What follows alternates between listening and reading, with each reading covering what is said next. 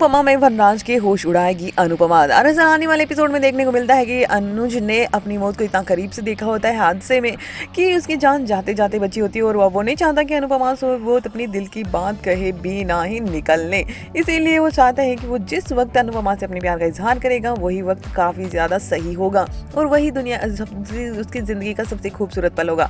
जिसके बाद में वो अनुपमा से अपने दिल की बात कह देता है और अनुपमा भी इजहार करने वाली ही होती है कि उसके दिल में भी उसके लिए क्या है। लेकिन तभी वहाँ पर गुंडे आते हैं और वो उनसे पर्स और सारा सामान छीनने की कोशिश करते हैं। तो वो सिर्फ अनुपमा की जो चुंबक है जिसने चुराई होती है उसी के लिए उनसे लड़ भिड़ता है और वो गुंडे उसे चुंबक तो दे देते हैं लेकिन अनुपमा के हाथों से रिंग्स नहीं निकल रही थी और एक लड़का उसे जबरदस्ती रिंग्स निकलवा रहा होता है और अनुज उसे बुरी तरह से पीटता है और एक रिंग के खातिर और अनुपमा को इतनी सी तकलीफ होने के खातिर उन गुंडों की भयंकर पिटाई कर देता है। लेकिन फिर पीछे से एक गुंडा उसी पर वार कर देता है और फिर वो गुंडे भाग जाते हैं और अनुपमा उन्हें हॉस्पिटल लेकर पहुंचती है।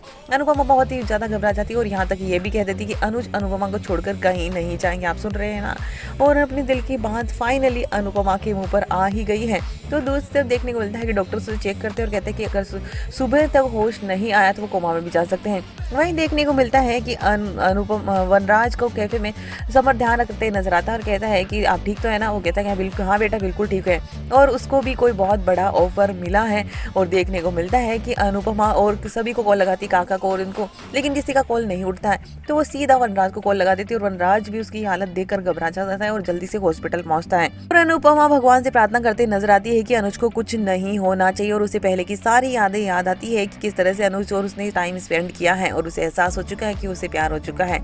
और वो सिर्फ यही कहना चाहती है कि अनुज को वो अनुज की हालत देखकर इसकी जो हालत होती है वनराज को भी समझ आ चुका है कि अनुपमा अनुज से प्यार करने लगी है और वो उसे यही समझाता है और यहाँ तक कि उसके जो ऑपरेशन होने वाला है उसके पेपर्स पर अनुपमा के साइन करवाता है और उसको संभालते नजर आता है और एक दोस्त की तरह उसके साथ खड़ा रहता है।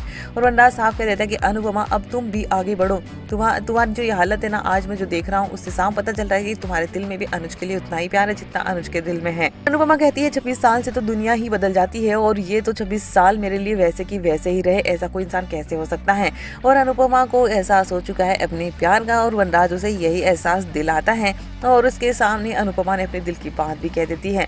अब भाई यहाँ पर तो आ चुका है बहुत बड़ा ट्विस्ट। तो वहीं अब अनुज के सिस्टर की एंट्री होगी जो कि कहानी में थोड़ा सा ट्विस्ट लेकर आएगी। तो दूसरी तरफ वनराज बढ़ रहा है अपनी मंजिल की तरफ जो भी एक नया तूफान लेकर आएगा।